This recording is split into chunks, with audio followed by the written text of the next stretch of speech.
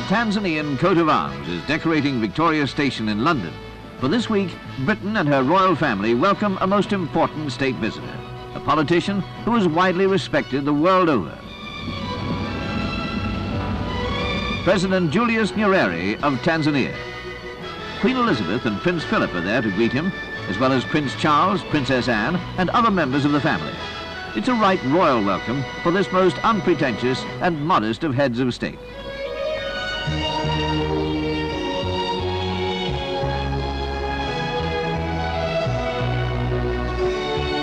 This is President Nyerere's first state visit to Britain, although he's been to Britain privately on previous occasions. The state visit will last 4 days.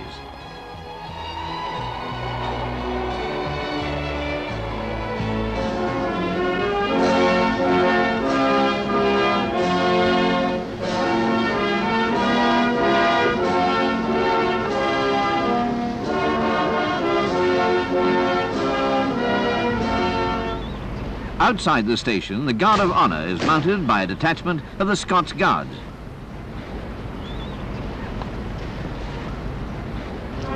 Before the state drive to Buckingham Palace, there's the formality of inspecting the guard. Now it's time for the people of London to welcome the President as he makes the traditional journey in horse-drawn carriage to Buckingham Palace with the Queen. State drives are occasions for the Queen to present her guests to the people.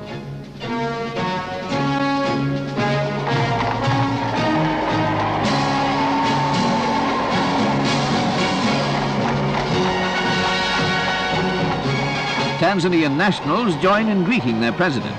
Today, it seems that almost the whole of London has turned out. After the state visit, President Nyerere plans to go on to the Netherlands and Belgium, where he'll visit the headquarters of the European Economic Community in Brussels.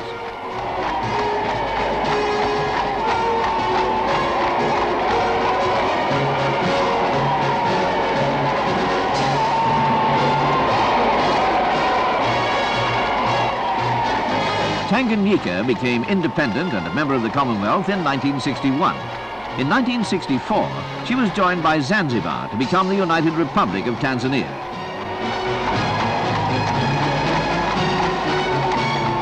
Since then, the country has been guided by this most influential of African leaders, described by the former President Giri of India as held in respect wherever men rate enlightened principles above convenient expediency.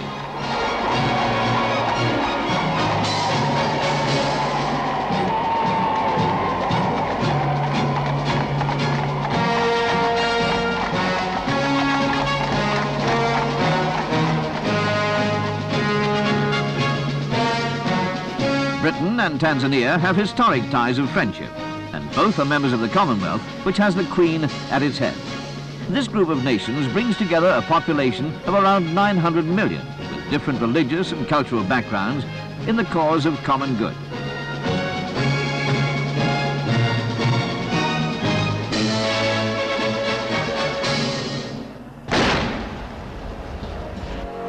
At the royal banquet held later at Buckingham Palace, President Nyerere speaks of these ties.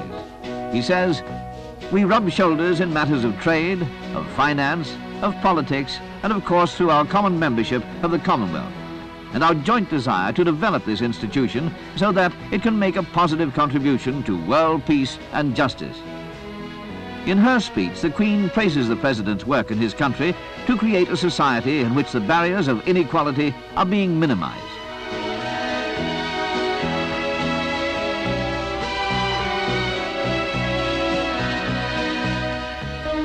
The President also visits the ancient university town of Oxford. Established in the 12th century, the university now receives students from all over the world.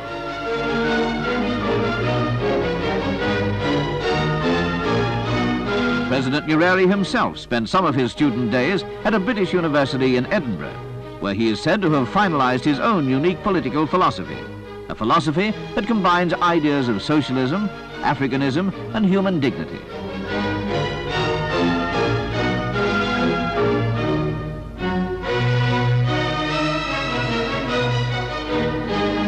At the Sheldonian Theatre, the President addresses members of the university on a subject close to his heart, some aspects of liberation in southern Africa.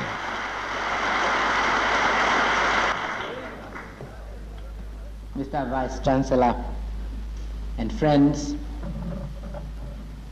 I have talked on the American continent, in Asia and Australia, and in very many countries in Europe about different aspects of the struggle against racialism and colonialism in Africa.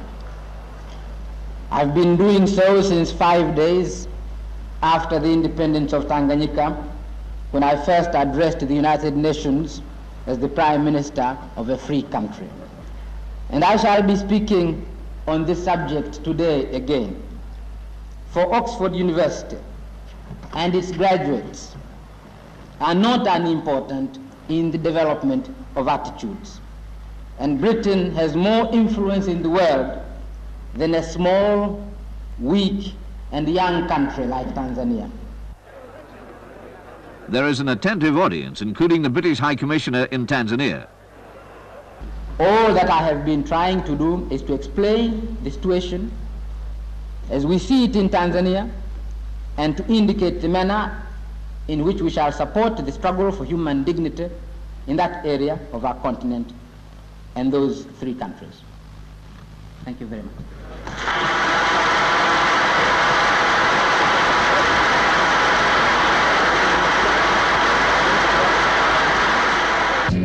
President Nyerere takes advantage of his stay in Oxford to visit the Commonwealth Forestry Institute, which is concerned with both education and research in forestry. He's particularly keen to see the work of this organization because of the emphasis Tanzania is placing on agricultural development.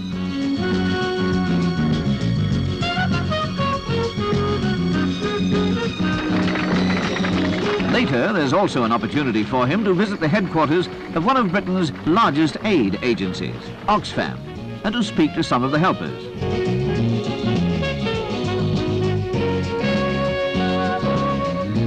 Many of these people give their time to help the world's less fortunate. Next stop, number 10 Downing Street in London, which is the residence of the British Prime Minister, Mr. Harold Wilson. The two men are colleagues of long standing.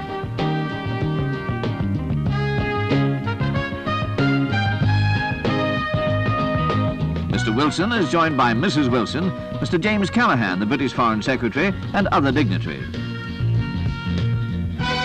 Another glittering occasion in honour of the President, a Lord Mayor's banquet at the Guildhall in the City of London. It gives the President a chance to meet and address the business and finance community of the city.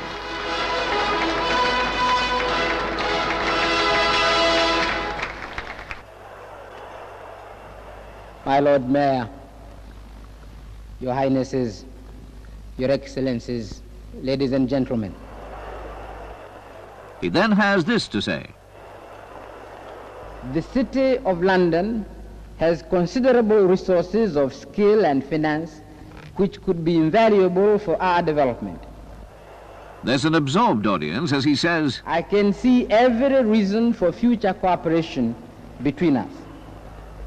We in Tanzania cannot sensibly isolate ourselves from financial centers of the world like the City of London. He then continues. This means that I can give you two quite definite assurances. The President goes on to say, the first assurance is that we shall always want to do business with you. We shall want to borrow and we shall want to buy.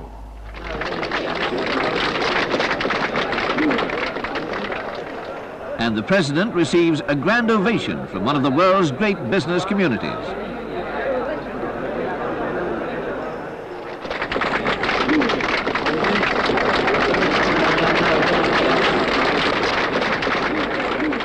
St. James's Palace in London, once a royal residence. Representatives of foreign powers are still accredited to the Court of St. James. It is there that President Nyerere receives ambassadors and high commissioners of Commonwealth countries.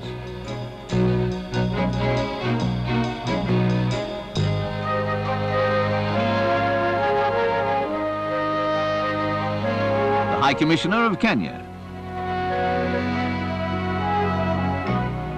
Then a representative from the Pacific. ambassador of Saudi Arabia.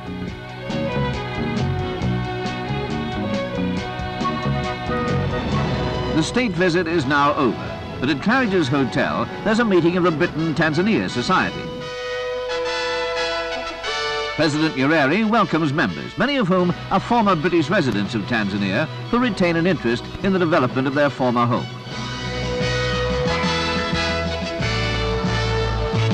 Other members of the Tanzanian government are also present. Finally, the Mwalimu meets some of the 1,000 Tanzanian students who are studying in Britain and is presented with a token gift. It's a suitably informal end to a visit to Britain by one of Africa's most respected leaders, Julius Nyerere.